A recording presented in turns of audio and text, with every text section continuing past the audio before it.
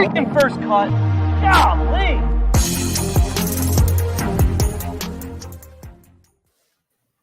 Welcome in. This is your first cut Masters watch party. I don't know if we have a name for the cut sweat. I don't know. Sia Najad is here. Sia, welcome in. It's a party. It's a celebration. Tiger Woods is back. Yeah, there's some other golfers that are playing too, but I think we need to bask in what this is. Tiger Woods is back. We never thought it was going to happen, so we should call everything this weekend a party or a celebration or some sort of synonym. Fiesta. There we go. Now we're talking. I'm out of synonyms. Greg Ducharme is here. Greg, good to see you, bud. Good to see you too, boys. This is definitely a party, and I'm excited to watch it. But I tell you, it doesn't look like any party for the guys out on the golf course. It is not playing easy right now.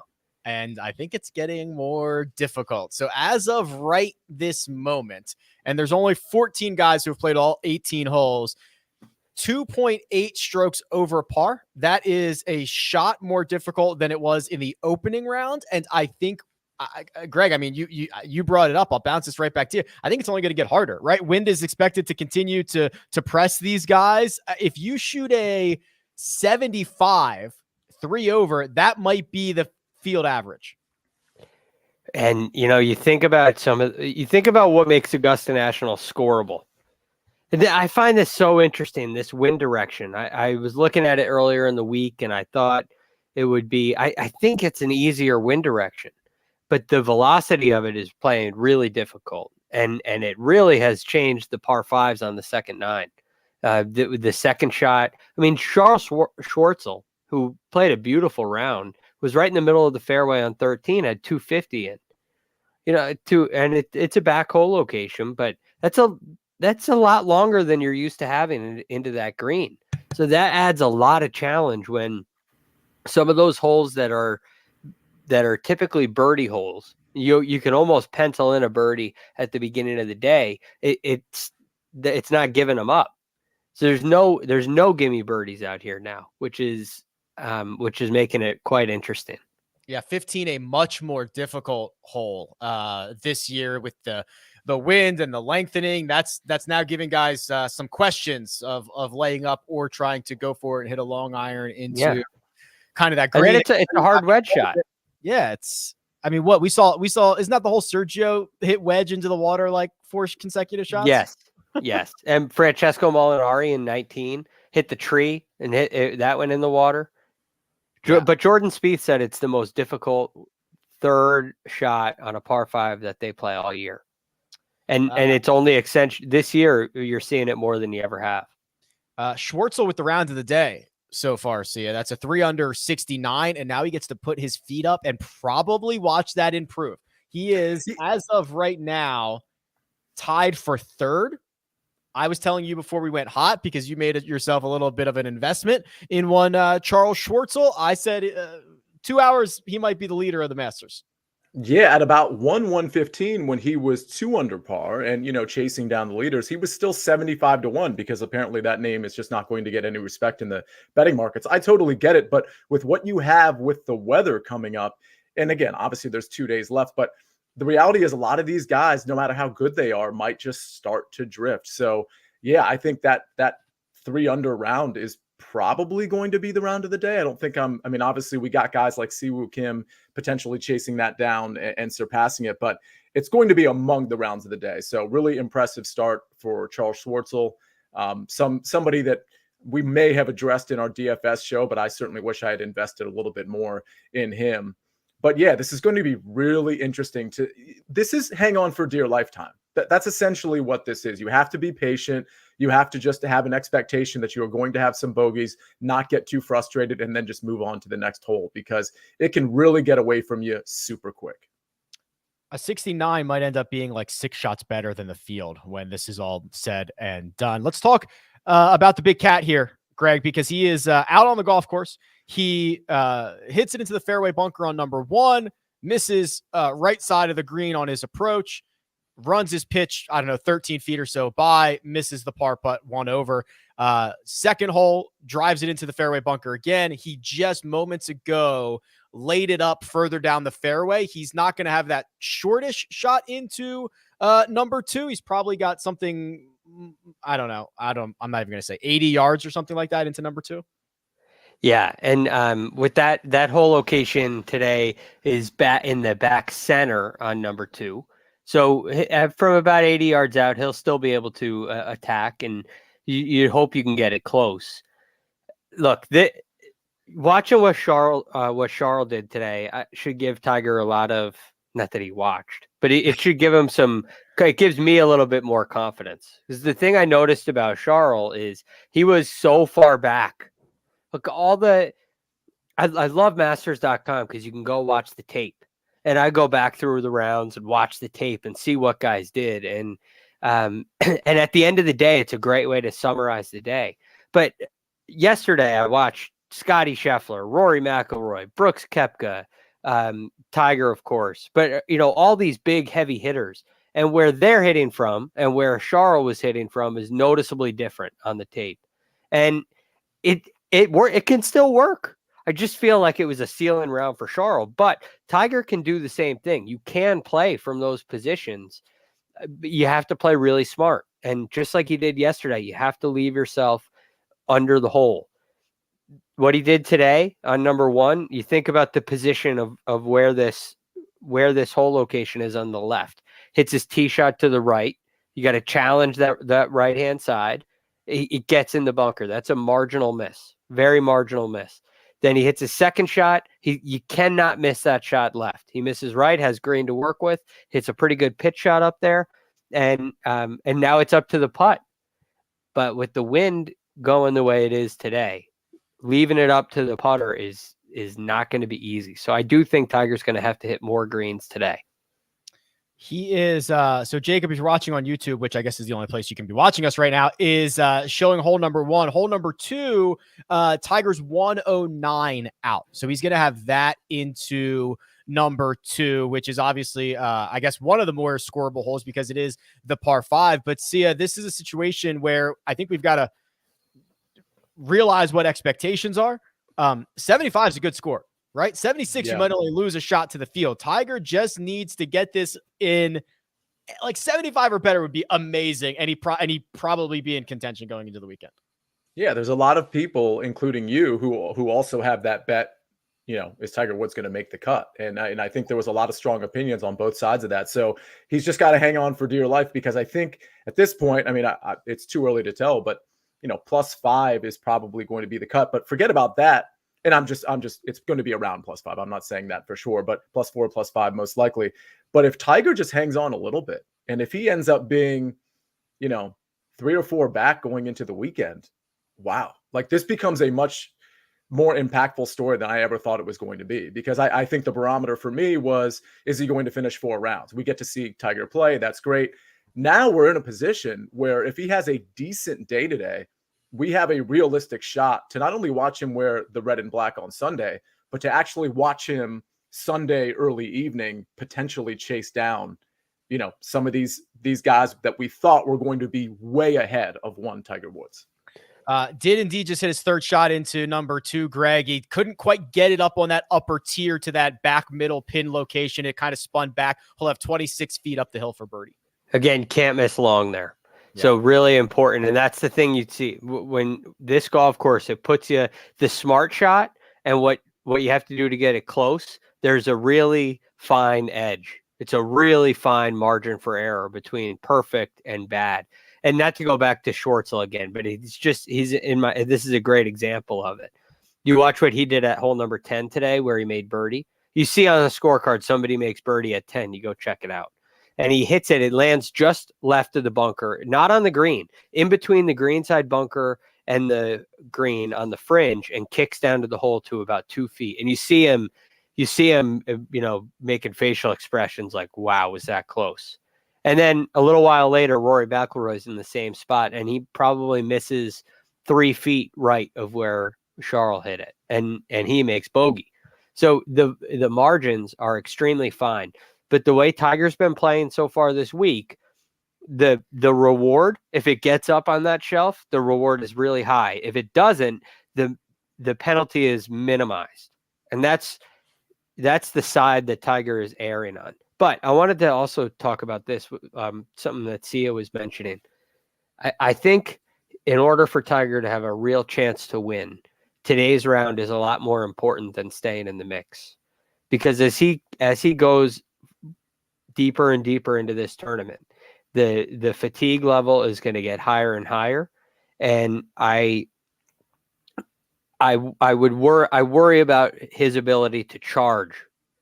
I think he can lean on strategy and lean on playing smart and making pars, but at one of these days, he's got to make a little bit of a move. And today might be the day, because you don't have to make a lot of birdies to make a move today.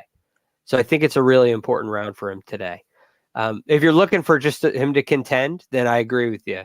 Just to be relevant on Sunday, I agree that something under 75 will keep him around.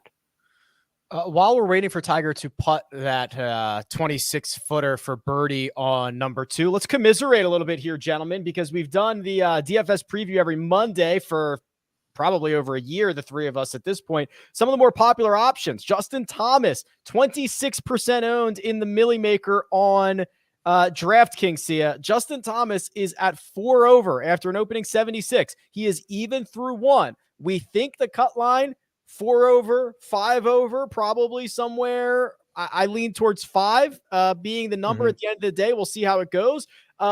That could eliminate, or not eliminate, but that could hurt about a quarter of the lineups in the field if JT does not make the cut.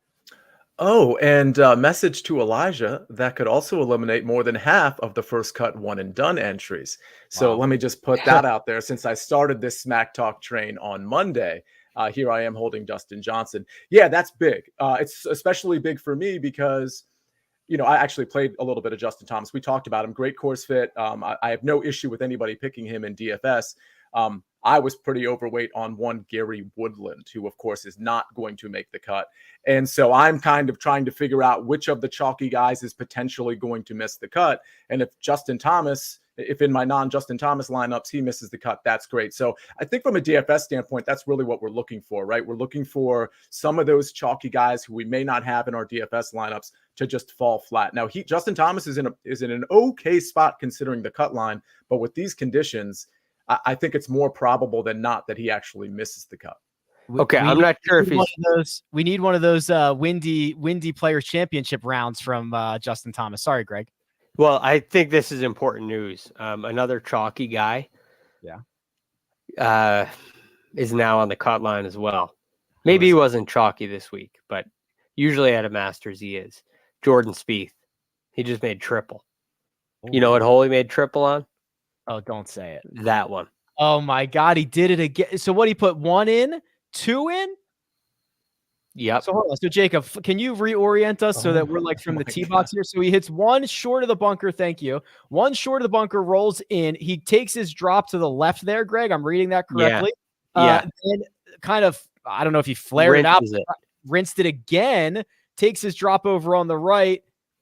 Wow. How many this hole, man, number 12 has got Jordan Spieth's number. And don't look now, Danny Willett's in the lead. So just total flashback. Yesterday was a flashback to 2020. No, with Sung Jae, Cameron Smith, and DJ at the top of the board. And then today we get Jordan Spieth rinsing it, Danny Willett in the lead, Charles Schwartzel up top too. I mean, this is a flashback machine. So that is Spieth, who is now 2 over on the day. He was actually, he had a good day going. 2 over, really good day. 4 over for the tournament, which, as we just mentioned, probably 5 is the number, but oh my God, he rinses a couple into Rays Creek there. He was, let's see, Jordan Spieth was, oh boy, why can't I find 12.5% owned in the Millie Maker. So pretty, I mean, kind of what we thought it would be, right, Sia? Yeah, I mean, not super chalky, but certainly a relevant number of people played him. What's interesting about that, though, is, you know, the course could, you know, it's not going to be easy the rest of the way, but, you know, he's got some easier, some scoreable holes coming up. This is one of those situations where if Jordan Spieth maintains his composure and then gets 2 strokes back, he's likely only, you know, 5 or 6 off the lead at the end of the day. So it's just so interesting how this is going to play out, because you can be 4 over right now. And if you come in down the stretch and you make a birdie or 2, you're in really good shape going into Saturday and Sunday, especially if you're a guy like Jordan Spieth. So I definitely don't think it's the end of the world. It's the next 2 holes for him are going to be really interesting. Does he maintain his composure, or does he sort of, mail it in, whether that's a conscious mailing it in or just he's just all out of sorts? I don't know. But these next 2 holes I think are pretty critical for him. Can we get a Koepka update, Jacob? Can we get his tracker up there? Because he's playing 12 right now, and I think he flew the green on his first shot. Don't quote me on that, but he definitely did yesterday. Okay, I think he did again today. We'll pull that up. So 3 over for the tournament, even par right now. Yeah, he flew it into the back bunker. He's got the second one on the green. How far away is that for par? What's that say? 3 feet. 3? Oh, okay. 3 so feet. if he can make that 3-footer, he can get out of 12 with That's a par. Big. He is one I'm of the telling you, there's carnage right now. Yeah, and he's one of the 3 golfers who are over 20% owned. Justin Thomas, Cam Smith, Brooks Koepka, the 3 that are 20% or more owned for this week. So those guys are obviously going to be critical to the 6 of 6 number. Obviously, Cam Smith safe at this point. JT very much not. Brooks Koepka very much not. JJ Spawn's in the top 20. I just feel like I have to throw that out there. There's some characters up here that, wow, like some of these names that are 10 strokes better than some of the other names that we've been talking about. I know that's just kind of a random thing, but I'm looking at the leaderboard and I see guys like him up there. It's pretty impressive. It's so this leaderboard is so interesting because on one hand you have the Scotty Scheffler and you have the, I guess Patrick Cantlay fits this category. And then where did Cam Smith go? He's up there still. He's 1 over. So there he is. There he is. I'm looking right at him. Yeah, 1 over on the day. Okay, so you got Cam Smith and Scotty Scheffler, who have been the best players this year, and then you have a bunch of Corey Connors has been great this year too. But you have a bunch of guys who are kind of unexpected coming in form wise, but they've all done really well here before, and it's this unique blend where really difficult conditions, when scores are closer to even par, it brings more of the field into play. It's like what we saw at the PGA Championship at Kiowa, what we see in Open Championships quite often. These difficult conditions, the unpredictability, I think, brings a lot of these other guys in. So, I always feel like you have a great grasp. I always feel like I have a great grasp on how the Masters is going to play out. And this year I'm just way off. It's not what I expected at all. Give it time. The cream will rise to the top. Tiger is in the fairway on number 3. He hit an iron off the tee, 213 yards. He's going to have 127 yards in. Greg, number 3, that's a hole where a lot of the more experienced guys lay back and try to have a full swing into number 3, but we've seen some of the more aggressive, like Joaquin Niemann, I think yesterday pulled driver there. I think he just hit an iron off the tee here, but it's a strategic hole. It's a beautifully designed hole. The design on this hole is one of my favorites because of the green complex. And you basically, it tilts from right to left, but it's a short hole. So, and you have a big grouping of bunkers on the left-hand side. So when the flag is on the right-hand side, today it's in the front middle, but when the flag's over on the right-hand side, like it was yesterday, and even it comes into play a little bit today like this. If you can get left of the flag, then you're pitching into a backstop and it becomes a shot where the green catches the ball. And whereas on Sunday with that left pin, you have no room if you're over on the left-hand side. So you want to get it up to the right, then you're pitching down the hill. So you have an option to either go over the bunkers with a driver and pitch, or lay up with an iron and use a more full shot, but it's the same concept. So I think it's really interesting, but you're right. You see more of the veteran guys. Tiger, Charles hit iron today. A lot of those guys are hitting iron for position, but I think you can hit driver and still put it in position. So we'll see how Tiger does here on his approach shot to number 3, but I think we can add another voice into this conversation. Let's bring him in. Whoa! Chip sighting. Chip, my friend, how are you? I'm doing fantastic. I'm here for the cut sweats. I hope everybody is doing well. Are you feeling sweaty? What's the sweatiest thing you've got going on right now? Can Xander Schauffele, a man with 0 birdies through his time at Augusta National right now, get like what, 2 more, as he's currently sitting at 6, and we've got a cut that could land right around 5. He's on 13. Obviously, we know 13 and 15. That's when you got to go get it. I mean, so disappointing for the X-Man to have this kind of showing. I don't know where y'all's. I listened to some of the preview shows. Of course, always listening to the First Cut podcast, that multi-platform excellence that we got going right here. But I don't know what y'all's, whether there's much surprise here, but that's probably the one that's standing out to me the most as, Jordan Spieth, as y'all just mentioned, has an opportunity maybe to turn things around as long as he doesn't totally lose his composure. And then the cut line, I mean, anybody inside of 4 has got to think that it's just going to continue to drift even further and further down as the carnage continues.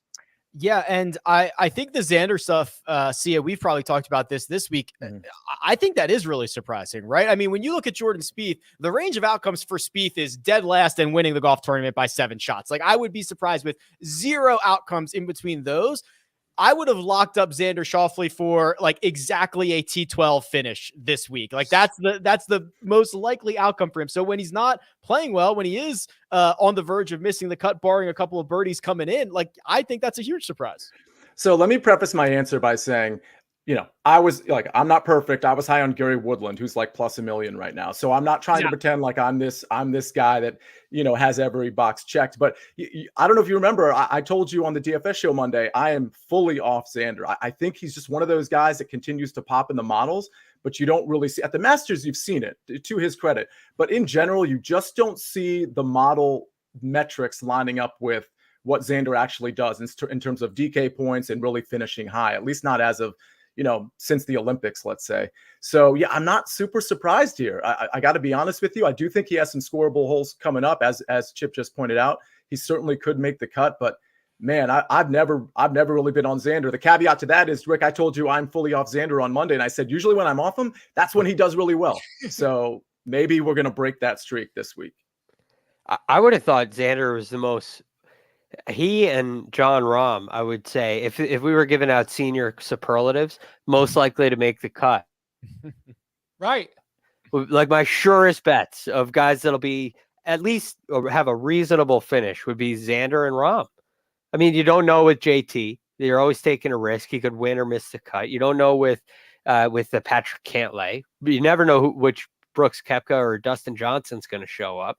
And same with Rory. So all these guys have these big up and down opportunities. And Xander seems to be one of the more steady guys. Rahm seems to be one of the more steady guys. And so I'm really surprised that he's 6 over right now, and even more surprised he hasn't made a birdie. Not a single one. And look, not one. Some of it was a little bit, I don't want to say spiritual, but there was something about him going for the pin on 16 last year and the way he talked about it afterwards when he was like, I had to be aggressive. I had to take a risk. If I was going to chase Hideki and make it happen, I needed to get a score there. And I was like, I like that. Those are stones. And that is something that I want to get behind moving forward at Augusta National. Clearly, it's just, he does what, no matter what happens, he does not have the goods. If he makes the cut, then hooray, my fantasy team gets just a little bit better, or at least not as bad as it would have been, but he's clearly not going to be anywhere where he was on Sunday a year ago. That water on 16, Greg, is like not even really in play. And Xander found it last year. Well, right? it doesn't have to be. Patty one to sink it. I mean, with that whole location, you don't have to go at the flag to hit it close. That's why that situation was so maddening. There's like you use the look, it's maddening because you wanted to see a tournament. You wanted the end of the tournament to be really interesting. It's nothing against Hideki or nothing in favor of Xander. It was getting really close. And then as soon as it got close, it ended.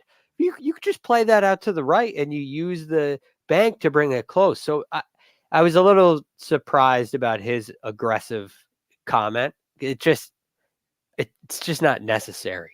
So I think it was bad strategy, and that's why he rinsed it on 16. HV3, big surprise of the day. First go round here at Augusta, and he's handled himself pretty well, right? Yeah, he has albatross yesterday. Did you see that shot, Chip? Looking good in the Jays too. Yeah, he does look good. Jacob, can we pull up the tracker for Mark Leishman? So Leishman is 17% owned across the board. He's finishing up his round right now. So he's on 17. And Sia, he is 2 over for the day, 3 over for the tournament. So feeling pretty good as long as he can get these final 2 holes in, then kick up his feet. Yeah, great Masters history. So this isn't too big of a shock. We did mention on the Monday show, the approach play hasn't really been good for him over the last few tournaments, but that's small sample size, no big deal. So yeah, it looks like it's business as usual for Mark Leishman. It wouldn't surprise me, especially with some of the people ahead of him who he's probably more talented than and has better experience here with. I wouldn't be shocked if he ends up climbing the board a little bit on Saturday and Sunday. It looks like he is going to make the cut. Well, we'll see how that pans out. Justin Thomas just made birdie on 2. Justin Thomas birdie alert. So he is trying to salvage all those 6 of 6s, all the 25% of people who played him. I think back to that. And I mentioned it earlier, Greg, that windy, I don't even know what round it was, Saturday at the Players, where he shot that like birdie free 3 under. Maybe just needs a little bit of wind, a little bit of motivation, shoot something under par. He's got to stay patient. He can't feel like he's got to go chase the leaders, because that's when he'll miss the cut. If he plays the round the way that it should be played, and you take what the golf course gives you, he'll be around for the weekend, and he can make a move. They'll give you some more hole locations on Saturday and Sunday, and you can get after it. But if he tries to force it today, and his eyes are set on tracking down Danny Willett and whoever's sitting on top of the leaderboard while he's out there, then he can miss the cut in an instant. That's like the thing about Mark Leishman. You watch and you say, all right, he's in great shape. He's going to make the cut. But players are just you're just making bogeys out here. There's so many bogeys sitting out here. And with 18 coming up, you don't know what could happen there. Although the whole location's easier today. You just got to avoid some of these bogeys. And that's what JT really needs to do early. The Big Cat did hit his approach on number 3, and he kind of flared it out to the right. He missed the green there, Chip. He's putting his short game through a bit of stress here early. We'll see if he can get up and down for par. Par's going to be a good score today. Yeah, the was it 8, 9, and 10 short on all those either approach or chip shots. It was the one thing that kind of like drew up a little flag, because when he first came out, and told us like, well, I haven't had a full swing yet. Was that back in January or February? But he seemed to indicate that, with irons around the greens, he's had confidence in that part of his game for months. Yeah. Now I don't necessarily have my sirens going off, because I always call Tiger's first 36 holes at Augusta National the diagnostic test. He's tweaking. He's constantly like putting everything under the microscope, trying to figure out exactly what he needs. And, it's going to be tough, especially on some of these approach shots with the wind. But of everybody who's going to be out here in the afternoon wave, who do you trust more to get a little bit creative with their shot shape, to get a little bit more innovative and think outside the box in terms of the different kinds of shots they want to hit, because of the way the wind is blowing? And even though it's the gusts are pretty intense, I do think that yesterday, for a diagnostic round, to still finish under par, I'm going to be okay with a couple misses, because I still feel like it's him really figuring out exactly what he needs to do going into Saturday and Sunday. Well, quite astute observation about a little bit of creativity. He just hit a chip. That might have been a 7-iron. I mean, it looks like a pretty straight-faced club, Greg. I don't know if you've seen the up and run, baby. I saw it. Let's go. Yeah, I saw it. It was beautiful. Yeah, just kind of let it run very fast. What is that? It looks like a 7-iron to me. It was likely an 8-iron. Okay. He typically, from what I've heard from him and what I've read from him, he seems to be, if it's not a wedge, 8-iron and 4-iron are kind of his go-to clubs in that area. But I mean, you never know. But anyway, that's one of the rare situations out here where it's okay to have the faster shot. Like that chip from there is downhill, but if you miss short left there, it's a brutal up and down. So another place where he gives himself a lot of green to work with and has a relatively straightforward chip shot, which required some touch, but it was very well done. 7 feet left for par at number 3 for Tiger Woods. And alert, Sia, we've got a new round of the day in progress by one Si Woo Kim, who has now shaking that ass, shaking that ass. Shaking that ass, shaking that ass, shaking that ass. That was a really good impression, Chip. That Yeah, sounded That was spot on. What was Chip? Yeah. I think about it all the time. 4 under through 7, Sia, which let me remind you, 8 is like the gettable hole. So we're not too far off from maybe Siwoo holding his breath a little bit and being 5 under through 8.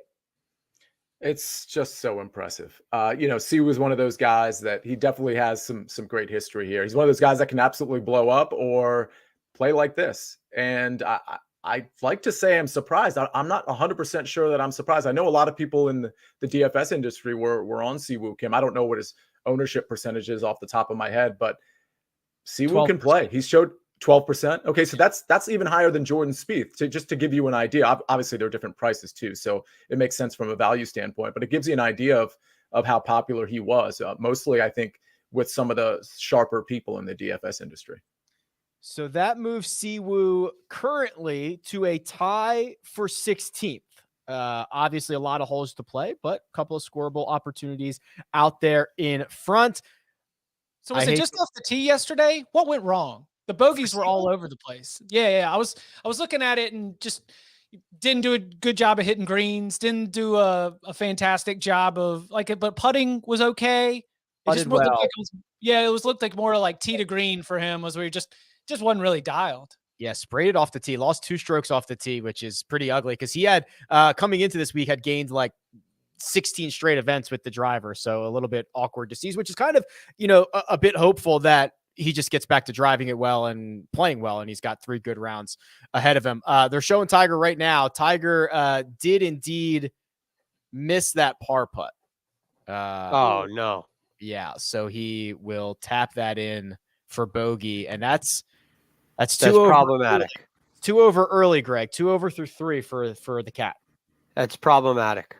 That it's not the fight you want to be. You don't want to be crawling back from that. It's going to get more difficult. That early part of the back 9 is playing so tough right now. When you try to employ a strategy like Tiger, like we've all been talking about all week, you have to be clean with those putts when you get those opportunities. So 2 misses now. I mean, he's far from done yet, but that is not the start we were hoping for. And he needs something good to happen at the 4th of all holes to really kind of keep the wheels on.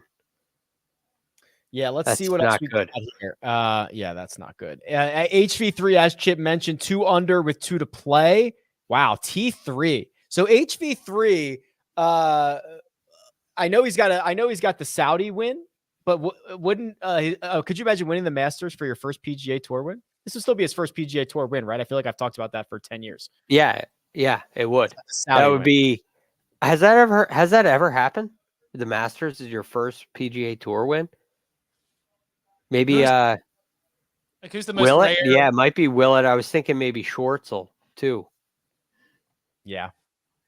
Those are good names for guys. I'll have to look into it. So my thought on Harold Varner III is that he's not old, but he has kind of been around a little bit, right? And we've seen him get to the very top of a major championship and utterly collapse. We've seen him be very competitive against some of the best fields around.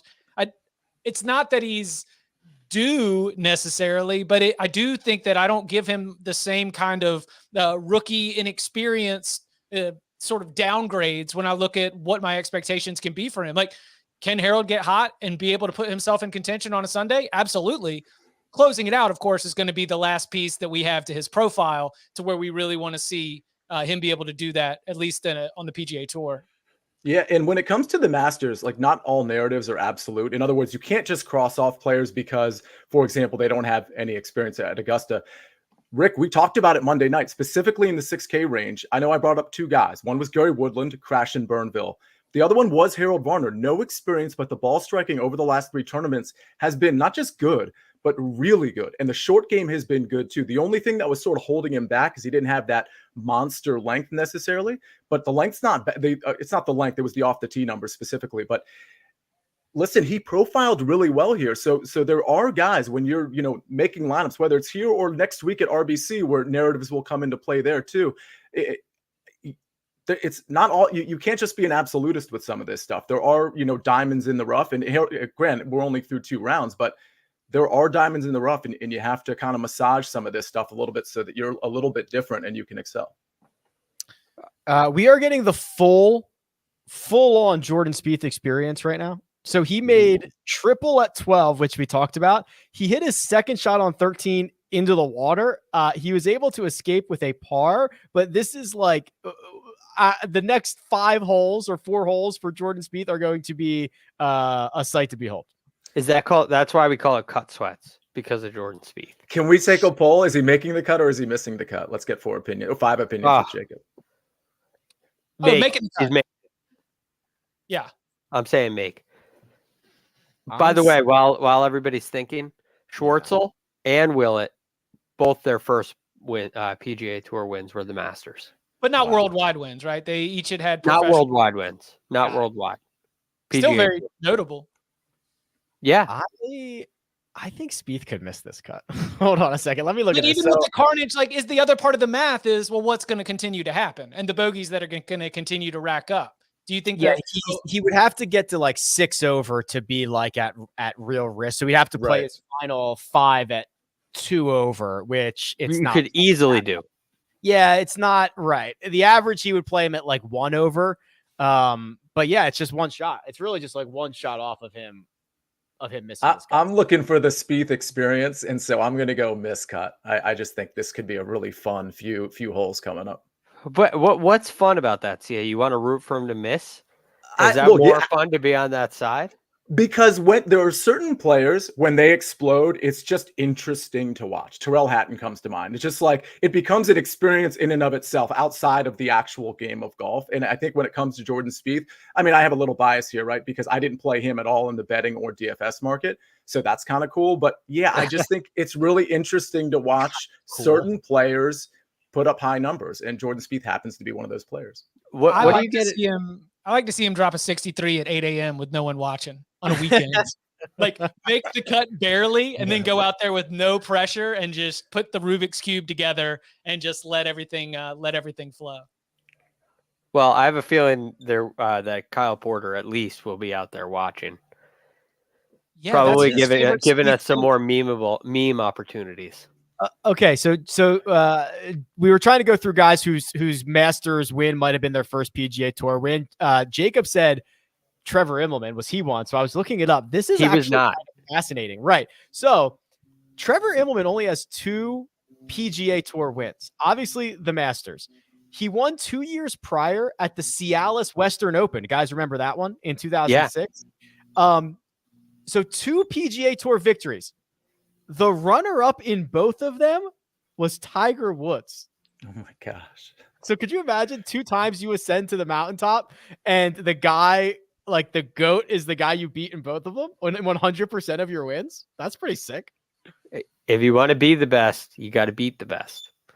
That his Masters win was, he played so incredibly well. He just came out and dominated. I mean, he really, if you remember, it was 2008. If you remember, he almost made it boring. I mean, he shot 75 on Sunday to win by 2. Who else was in the chase pack other than Tiger? I don't remember anybody else. But I don't know why that's coming into my brain. Let me I can find out for you. Let's see. The final leaderboard was that was okay. So going into the 3rd round, he had a 2-shot lead over Snedeker. Steve Flesh was 3 back. Paul Casey was there. Tiger Woods was there. And then at the final, thank you much. Stuart Sink finished T3. Brad Snedeker finished T3. Patty Harrington, Phil Mickelson finished T5. Aren't these the 2 saddest WDs?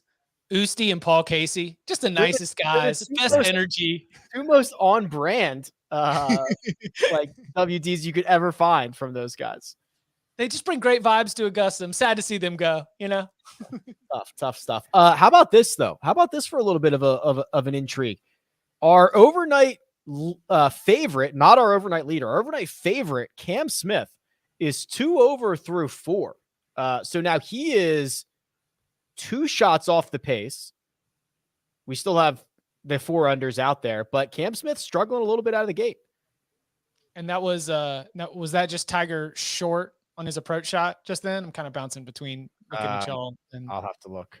Okay, I'm rewinding to Tiger's shot right now. So I saw some real disappointed. I saw a lot of talking to himself. I saw that disappointed face. Don't like to see it. Out to the right, it should be, dare I say, one of the more, stop rolling. One of the better misses. I was going to say one of the more straightforward chips, but it just kept rolling. So now it's probably 6 feet below where I originally thought it was. So maybe not as straightforward anymore. What did it get? He hit it right on 4? Yeah, right. Oh, yeah. Right. Yeah. So Jacob's got it there. And actually higher up. For the Not record, great. another feather in the cap of Team No Experience. It looks like Taylor Gooch has creeped into the top 10 as well, who a lot of people were off for that reason and the fact that his price was very high in DFS. I know this isn't a DFS show, but I just think it's interesting that he's creeping up there. I mean, he's only through 6 on day 2, but still. No, he was very undervalued. I think he's like 7th in the FedEx Cup. He's fantastic. He belongs here. I'm going to scroll down to the cut line here. Let's look at the 5s. Okay. Is Sam Burns an issue at majors? Like Sam crash and burns at major championships? He could still make the cut. He's at 5 over right now, but like we've gotten no pulse from Sam Burns in majors. Well, I am currently sweating Sam Burns because if you follow me on Twitter, I put out Tyrrell Hatton matchup round 2 over Sam Burns. And then there was another one on a different outfit, Hatton over Billy Horschel. But I know there's a lot of people in the industry on that bet. So I think there's a lot of people that are actually rooting against Sam Burns. But that doesn't answer the question. But it is a cut sweat show. So there's a sweat going on there. Somebody else can take the question. And did the cut just moved? The cut just moved to 3. Yeah, it'll move back. It'll bounce back in like 2 seconds. But yes, it did just move to 3. That makes the sweat a little sweatier. Sweatier. We got some great Hatton reactions going on 16, by the way. Uh-oh. Is that a bad thing? What did he do? Just flared it out right. He left it on top. I would love that shot right there, that shot that he just hit, and he is beside himself that he hit such a poor shot. It's so close to like where that is and where it could have been is such a small miss. He didn't miss that 20 feet, 30 feet, 47. He didn't miss that 47 feet to the right. He missed probably by 3 feet to the right, 3 yards. So that's why you see that reaction. Cause it's like, if it just trickles to the left a couple of feet, it's going to get right next to the hole. And you can't believe it's stuck up there. Oh no. Oh no. So cool. What are the best final pairings? Like obviously Tiger and Rory would be great, but that's probably not going to happen because Rory's not in it. Like what shaping up the way this leaderboard is, what would be our coolest? Willett Schwartzel could be cool because you'd have 2 past champions. I'm not saying I'd like it or I would not profit in any fashion, but any fashion. None of us would. Yeah, nobody would. The books would wipe us clean. Probably. Would you like to see? I feel like DJ would have to be in it. Yeah, DJ I was going to say. Yeah, exactly. I was going to say DJ and Scotty because obviously Scotty's number 1 in the world. I don't think DJ's too far behind in that sort of number 1 chase back. That would be pretty cool. Dude, Hideki's 2 back. Yeah. I know. How good is that? It's amazing. Because then that's where horses for courses flips. There's like we look for the diamonds in the rough. We say not all narratives are absolute, but then like I even think that Dustin Johnson, even though he was with 7 and 9, like he got a little bit like rickety around the turn for him. But just that was even my thought after his first round because he hasn't been playing great in January or February. He showed a little bit of something at the match play, but I was like, look, Dustin Johnson knows how to play Augusta. He set the scoring record. He's got multiple top 10 finishes. He's got multiple like top 5 finishes. He is dialing it back. He is not pulling driver as often. His average driving distance is way behind where you would normally expect Dustin Johnson to be. That tells me he is working a game plan around this course. It's very, very interesting to watch. Well, Totally. I think you're gonna say the thing I'm gonna say. Yeah, right? I think you said. He's afraid of hitting the driver, right? He's like struggling with it, but the fact that he can get around the way he is with 3-wood is awesome. Yeah, but it speaks to the strategy out here. Like the hardest thing about Augusta National is you want to be aggressive and you want to hit it at the flags, but there are so many flags that look so innocent that you can't go at. And Dustin is really good at hitting great shots to 30 feet, because it's the right shot, and he's flushing it, but it's 25 feet. But on the right level, and it's stress-free 2-putt. I've been so impressed with his game plan, and leaving driver 3-wood out of it. Approaching the greens has been very good. Gentlemen, update. Justin Thomas has made another birdie. He's now birdied number 2. He's birdied number 3. He's trying to make up for all those strokes that he gave away yesterday. 2 under par, 2 over for the championship. And we've got Sung Jae Im in trouble on 18. Danny Willett with lots of holes to play. Those are the only guys at 4 under. This thing, 3 under might be the lead by the time this day is over. If JT could even just get in, I mean, God, anything under par, he's going to be within arm's reach. Hey, if I could ask Jacob a favor to kill the video of me talking smack about my one and done pick and everybody else picking Justin Thomas. Appreciate that. I mean, the real dream final pairing is Tiger and JT. Yeah. I mean, you know what? Are they too close? But it's a green jacket on the line. What is it? Like everything that John Rahm told us about how Tiger's, it's all about feel. And then he walks away. Like all of the secrets all of a sudden go back in the box and you're just locked up when we're trying to win that green jacket. I'm starting to wonder what kind of advice Tiger was giving JT after yesterday's round. Or both of them. Yeah, you got to get it past the hole, get it long a 1.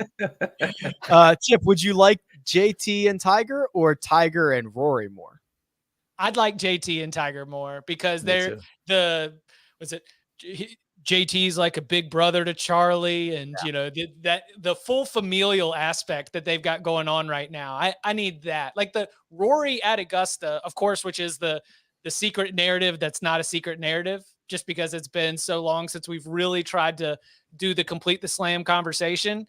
That would be more interesting for big like golf fans. But if I'm trying to sell this to my cousin, if I'm trying to sell this to like somebody who isn't really dialed into the golf scene, like, hey, remember that guy who played the practice round with Tiger and his son? Now they're together, 18 holes, winner gets the green jacket.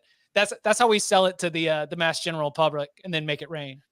Do you think, how in the practice rounds they're always laughing together, and it seems like the only guy that can get Tiger to smile is JT? And I imagine that would flip completely in a final round. JT wouldn't even be there in Tiger's mind. I mean, and don't you think that JT melts in that situation? Yeah. And Tiger ends up winning. Yeah, number 6. Yeah, big time. He's it's like, hey, Dad, why are you talking to me? What I do wrong?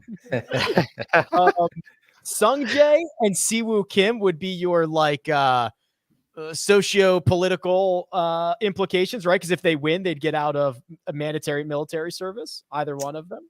Wait, the Masters does? A major does, doesn't it? Yeah, because you're giving your service to the country by representing it. Like, isn't that the loophole? Like, you've been a service by representing the country on this grand global stage, and a major championship win is able to get you out of that. I'm almost positive it's a major championship. Yeah, and a major championship or a gold medal. Yeah, it's I'm pretty sure. It's any medal, right? Forgot about the major. Is it a gold or is it a gold, silver, or bronze? It's any medal. Yeah, any medal. I'm pretty sure. All you got to do is come in third. I mean, to be fair, third was like an 8-for-1 medal match. It was, and it was intense.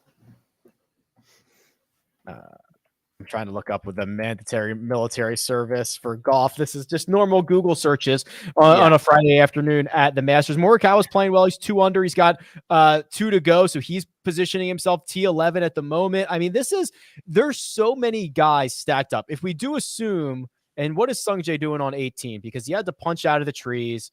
I'm watching his approach shot, his third into number 18 right now. Like, there's a really good chance that this thing is -3 at the end of the day, because that's what Schwartzel's already in at. That's going to have so many guys in play. It's going to be ridiculous. What do you think the winning score is based on, like, so let's assume, let's start with the baseline. Leaders are a whole bunch of players at 3, a couple players at 2, very, very crowded. Moving day is true moving day. Where do you think the lead is after Saturday, after Sunday? What are those numbers going to look like? The wind's still going to be up on Saturday. But then gone on Sunday. It'd be gone on Sunday. So let's say Sungjae is at 4 through 17. Let's just say that let's say the lead's 5 under today. You figure Saturday, somebody gets to 7 or 8. I mean, you could still be looking at a 12 or 13 under, 10, 12, something like that. I'll go 9 under. Like, it's tougher. Moving days, not moving day. Yeah. Yeah, and you're not going to get the same guy who shoots like the rounds of the day on Saturday and Sunday. Yeah, that's a good point. That's a good point. So you've got to kind of assume that somewhere in the middle. Jacob tells me that majors don't count. So sorry, guys. It's just just Olympic medals for you. Just medals. That's what I thought, because I thought I remembered us talking about how Sungjae will have another chance in 4 years. Siwoo doesn't. His only chance was Tokyo. So Jeffrey in the chat was bringing up Big Tone. Where's the confidence level in Tony Finau? It's been a bit rocky, so far, but we look up and he's sitting there 1 under through 2 under for the championship. He's in great shape. He's starting to come around. I'm telling you, he started to really hit the ball a lot better. Yeah, the numbers have looked really good lately. I got to run. I'm getting a call from HQ. Have fun, fellas. Okay. That's great. I guess it's just us. Well, we've been passing off that duty back and forth. Like, it's like Chip does his HQ sessions, then he passes it to Rick, who passes it on to Doug Bell. Like, it's a whole rigmarole to be able to have updates at the top of every hour all around the time. But you were saying you think Tony Finau really turn it into shape, hit ball well. Yeah, I do. I'm getting his going over to rickrungood.com here. Greg, did you catch Chip's flex right there with CBS Sports HQ, which everybody should have on 24 hours a day? But that was not subtle. You are here with veteran flexers, so we know what that was. Well, listen, it's a teamwork thing. That's the thing. I learned the phrase sticky stat from doing CBS Sports HQ hits with Rick Gehman. I have become smarter in my own conversations. Like I used to host the First Cut podcast like 7 years ago. Then we need somebody who actually does golf. And then they went out and got Rick Gehman. I also host the Cover 3 college football podcast. I also, do college football, college basketball for CBS Sports, CBSSports.com and CBS Sports HQ. So I was not trying too hard to flex. I was trying to say like, oh, Rick, I know the feeling when all of a sudden you're just like, bing bong. Oh crap. Like, that ringtone. I felt that panic. I was just trying to let him know it's okay. Chip, I was just giving you a hard time. Yeah. I just wanted to finish this thought. We're gonna wrap up here in a minute. I just wanted to finish this thought on Tony. He has, if you look at his approach play, his results have not been great. But if you look at his results since winning the Northern Trust, he's only lost strokes approaching the green in one tournament at the Players. His putting has just been awful. So I think his ball striking's kind of been underrated, and that's why you're seeing him here. But before we head off, any final thoughts before we head into the weekend? Well, let me say this, because Tiger Woods, he's +3 through 4. It's not looking good. I mean, I think the latest tee shot wasn't very good either. I don't know what's going to happen today. I'm still going to assume he's going to make the cut, hopefully make a charge over the weekend. With that said, I do think we need to stop and pause and just sort of like celebrate this moment, whether he makes the cut or not, whether he's good from here on out or not.